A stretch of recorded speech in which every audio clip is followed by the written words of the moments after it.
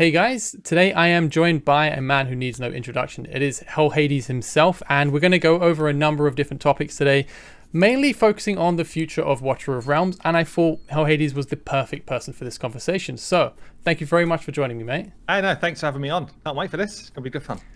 Just in case anyone isn't familiar with you, do you mind giving us a little bit of background? Yeah, sure. So I guess most people know me as a Raid Shadow Legends content creator. I came from Raid. I actually had a sponsorship for Watcher of Realms about 2 months ago, I guess, and kind of started to enjoy the game. And then over time, my community was like, "Are you still playing this game?" And I was like, "Well, I don't really have time to play the game."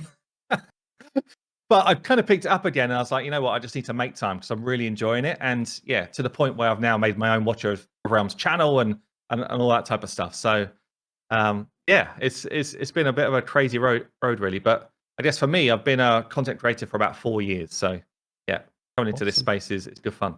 A huge amount of content, and as he said, he started a new channel on Watcher of Realms, so definitely go and subscribe. There are a load of good videos coming out, loads of guides, loads of content. I'll link it below as well, and we've done a collab on his channel, so go and check that out as well. Everything will be linked. So I'm going to ask a whole bunch of questions, and I'm going to berate you a bit, and I appreciate your time and patience. No worries. So you kind of covered on this a bit briefly already. You did a sponsor and then you got into the game and you played it more. What is it that actually drew you to Watcher of Realms? What is it that made you enjoy the game, that made you stay? Yeah, I think actually it just feels really fresh to me.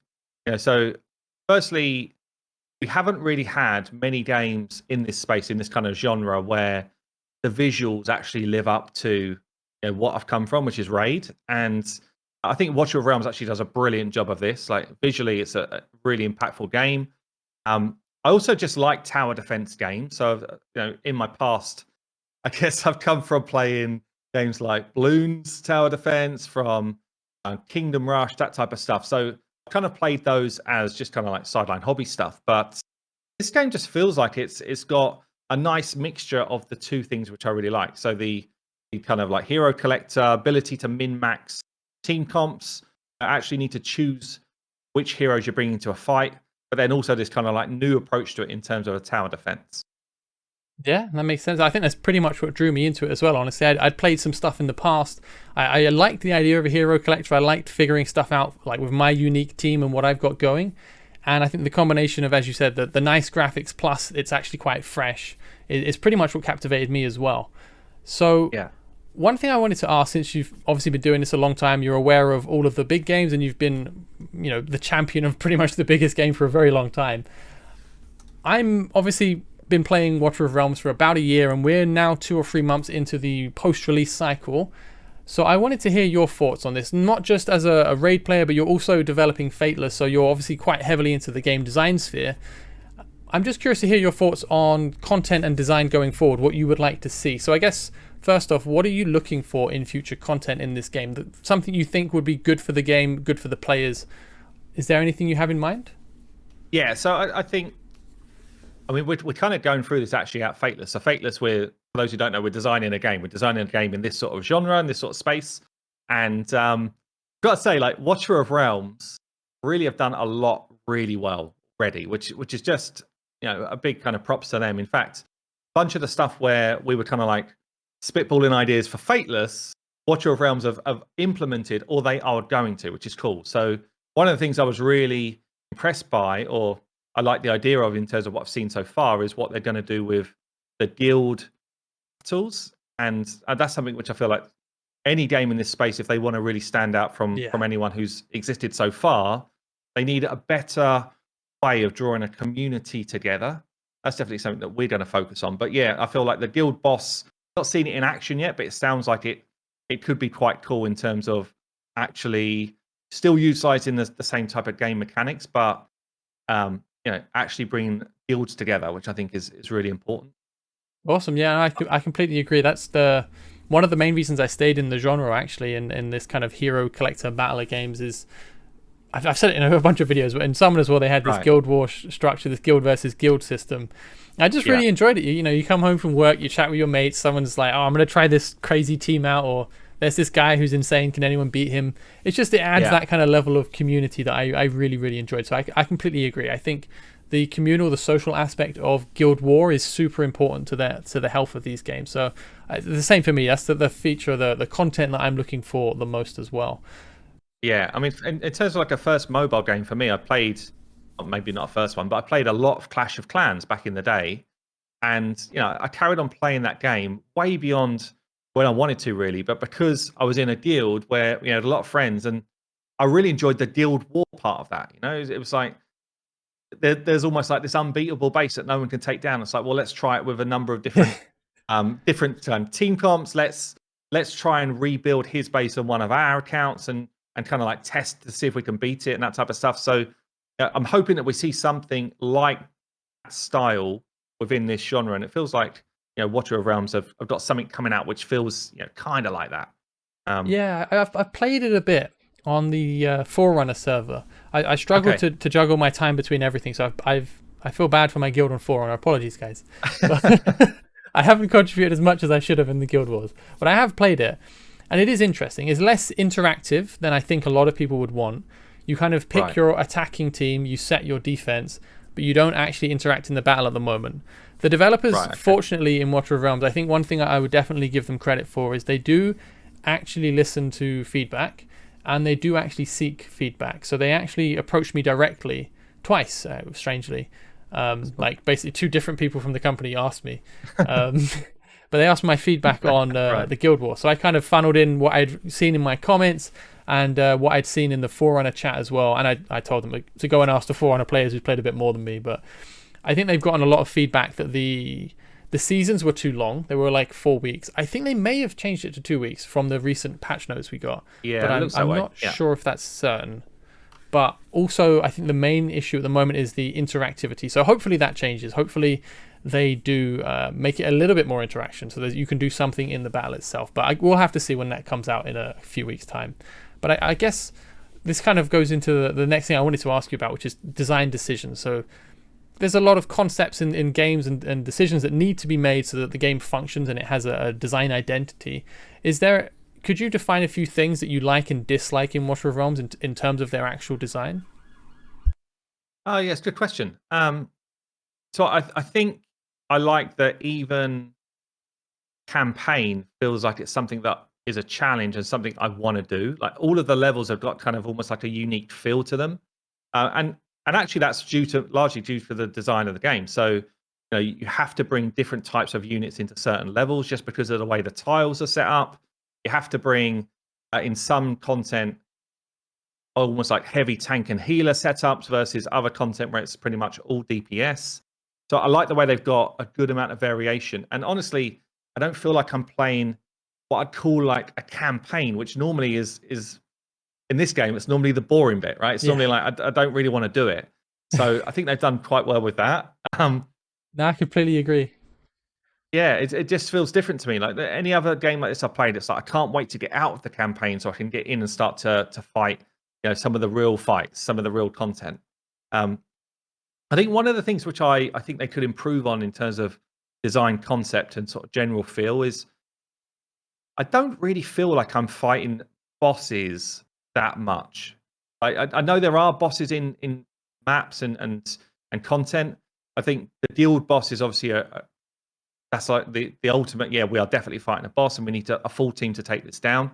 I would love for there to be more content like that, which kind of has that same sort of feel where you need a certain type of team comp to be able to come in and do certain things to make sure that you can take this boss on.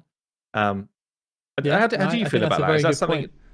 Yeah, is that something which you would agree with, or yeah, no, actually, I really, really strongly agree. It's. I think I complained a lot in the past to the developers, but I think it was one of the things I took issue with was I think there's more like raid identity or dungeon identity in some of the other collectors. Like you have the spider boss in raid, right? Like it has a very clear identity. When you hear it, you know what kind of team you need to bring. Whereas in ours, it's Gear Raid 2 or it's Gear Raid 3. Yeah, like definitely. It's like where's the imagination in even the name of the places? Like that's yeah. I think that a bit of identity to the encounter adds a bit more flavor. Not just even in the boss, but even the naming, everything. I think it needs to be a bit more concise. Like this is this kind of content. This is this kind of fight. This is this kind of boss. So I would like it if they moved away from their numerical system. They added bigger, more spectacular bosses to it, and we had a bit more of a bit more pizzazz in the gear raids. Yeah, because honestly, they've got a game mode which felt like to me it was going to be something really different and quite a cool like sideline thing, which is the tide. I feel like the tide, I'm not really doing anything. Yeah, yeah. Like I feel, I mean, I'm very early game still, but I feel like there's very little that I need to do to impact it, and it seems like it's a stat check, which given the amount of they kind of built in the trees and all that type of stuff in terms of where you put your talent points. When I first saw the game mode, I was like, this is going to be cool because I'm going to have to make decisions around how my team's going to perform with this talent tree to get a better outcome. But it feels like it's fallen short of probably what they hoped it would originally be, in my opinion. No, I completely agree. I think almost every opportunity I get, I complain about Tide. It's my my least favorite part of the game. I've been banging on about it for ages because it is, as you said, it's just a stat check. It's your BP value. There are some things you can do. There are some minor strategies, but overall, it's just you've got to have enough BP, and eventually that becomes you've got to whale enough. You have to have high enough awakenings. You have to, have such a stacked account that you have a high enough BP score, and it kind of feels a bit meaningless. So before long, after around a couple of months, it just becomes collect rewards every day, and you don't even bother fighting because it gets so hard that you don't touch it. So something I've been hoping for is that I tell them almost every time I give feedback, is just delete it entirely and replace it with a tower of some sort. That's what I want to see. I've always loved the tower systems. So, yeah, well, definitely, it's going to be something I was going to mention, like in terms of the feel of needing more bosses. So they had the Void Rift, I guess, which is kind of like, I only started it actually yesterday, but you're running through, you fight a couple of the kind of boss modes. It's actually really challenging, I think. I was surprised how challenging it was. I thought I'd do a quick video on my first experience of the Void Rift, and I was still there trying to fight the last boss like 2 hours later. I was like, oh wow, this is hard. Yeah, that's everyone. That was me as well.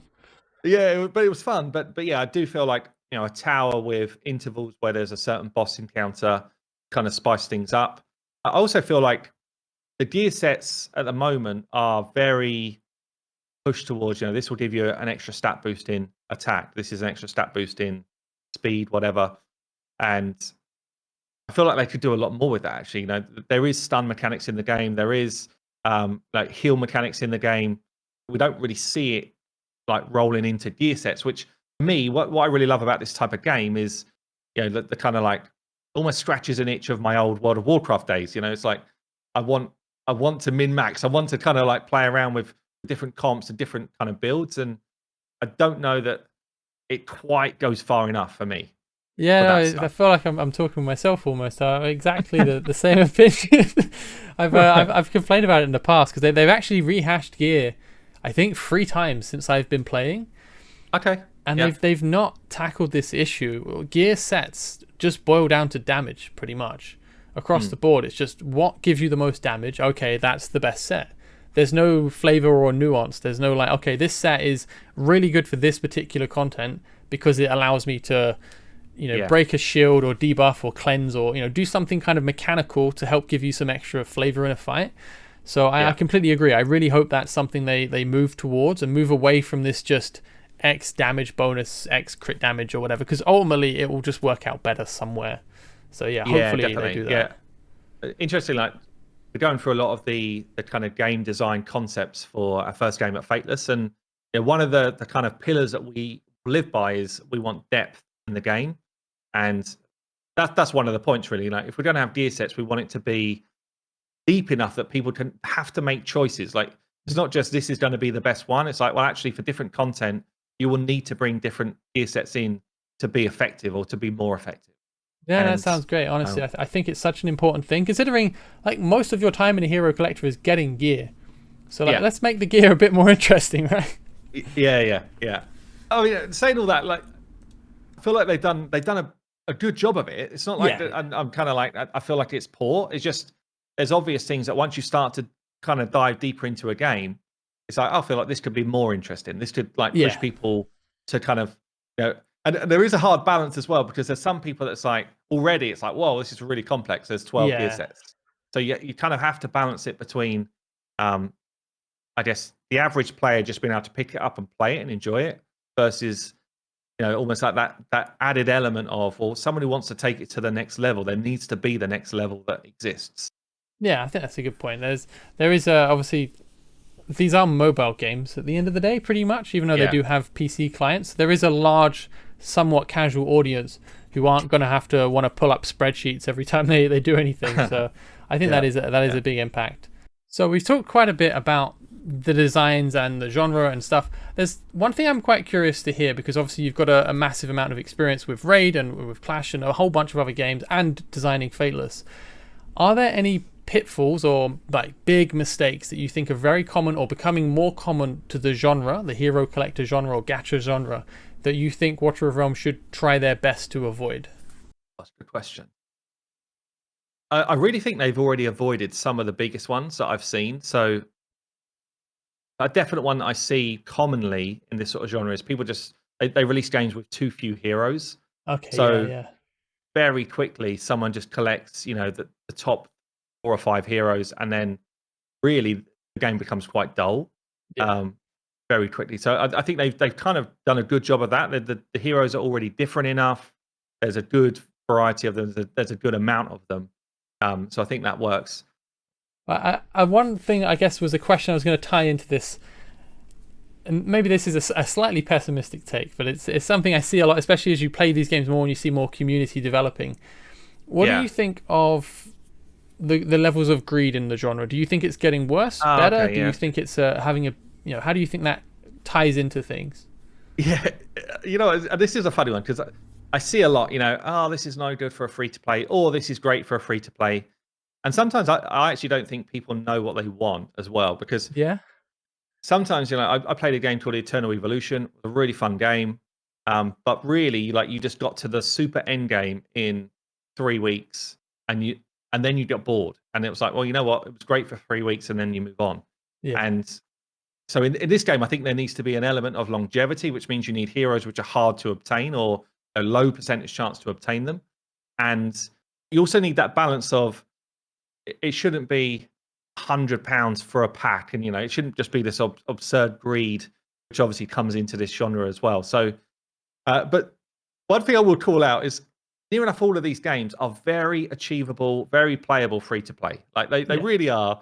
It's just whether you get those kind of shiny legendaries and all that type of stuff. So I guess it depends what you want, but there's definitely an element of people moving into this genre because it's profitable.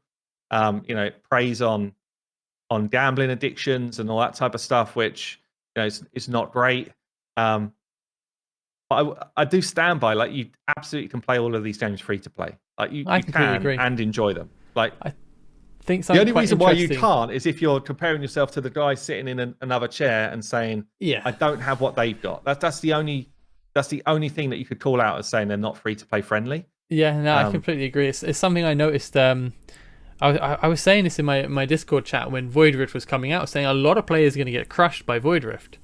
And because obviously in Discord communities, it's not very representative of the player base, because these are people who are putting a lot of time in, often quite a bit of money. They're looking into strategies, they're communicating to figure things out. So they might have a pretty easy time, and then you get this perception from Discord, oh no, everyone found it quite easy, everyone beat this quite quickly. But then you go to like the in-game chat or to some more public forums, and people are struggling, and they're saying, this is pay to win, this is horrible, this is this. And it's just like there's a big spectrum of players, and it's really easy to only see where you are, especially for people like us, where we're often surrounded by people who are putting a lot of time into the game because we're trying to figure stuff out, right? Yeah, so it can be quite hard to keep in mind that there are people who are playing it much more casually who still want to compete. But I think it's a very difficult balance, right, of people who are spending a lot of time to progress. As you said, they don't want to finish the game in 2 weeks. Yeah. So then people who are playing super casually, they're like way back from there. Yeah. Well, they want to still even be on there. my channel, like I'm not playing it casually, but I'm not also trying to absolutely min-max and complete the game in 2 minutes. So it's quite funny because I see some of the comments like, oh, you should have done this on your team comp.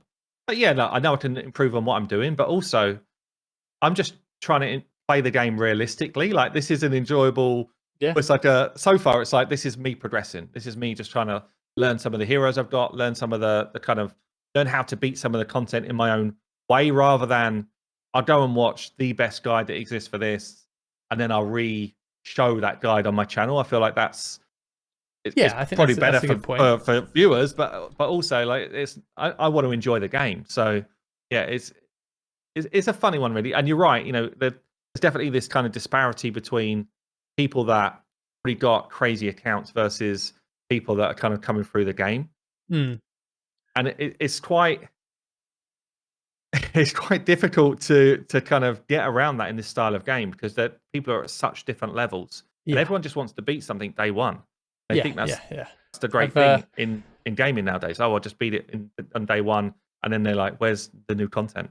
I made a bunch of guides on the stage 19s, and I've done them with epic only teams, and I've done them with epic only teams without using the final gear sets. And they're just riddled with comments of people saying this gear is so unattainable. Like, oh, you have this, your heroes are awakened. It's like, it's stage 19. Like, it's not, you're not supposed to knock it over on day one. Like, this is end game content. You're not gonna, you're gonna have to work your way up to it. Yeah, exactly. You can't just skip to. I think the game does a poor job of showing you, though, to in their defense, that the difference between 18 and 19 is very big. I think it needs to be a bit clearer to players that this is a sudden brick wall that just stops almost everyone in their tracks. So I think that could be done a bit better. But yeah, I think it's a tricky one balancing that with your audience, because they're not going to necessarily know, but they're going to want to be ahead and progress, right? But it's certainly an interesting aspect. Yeah, I mean, I found the same.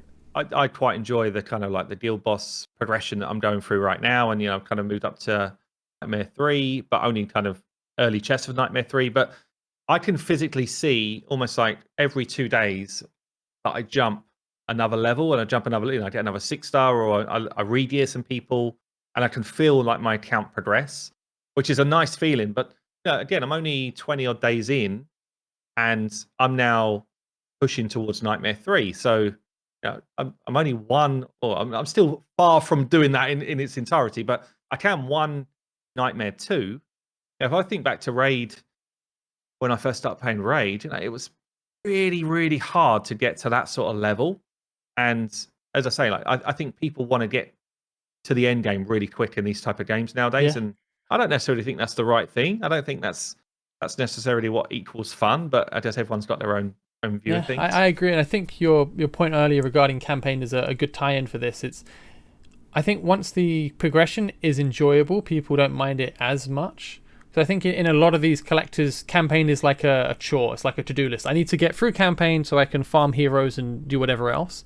But in Watcher of Realms, I think one of their best strengths is the campaign is actually very enjoyable. It's nice to progress it. It doesn't feel like I want to be done with it, so I'm done. I actually really enjoyed progressing and playing through the campaign. So I guess that maybe if they worked on that, but it's hard with incremental stages. But yeah, I think that's one of the big things with these, is to make sure that it's enjoyable while progressing. But overall, I think they're doing a pretty decent job of it. But as we've said, it's so hard to keep everyone happy at all levels and all stages.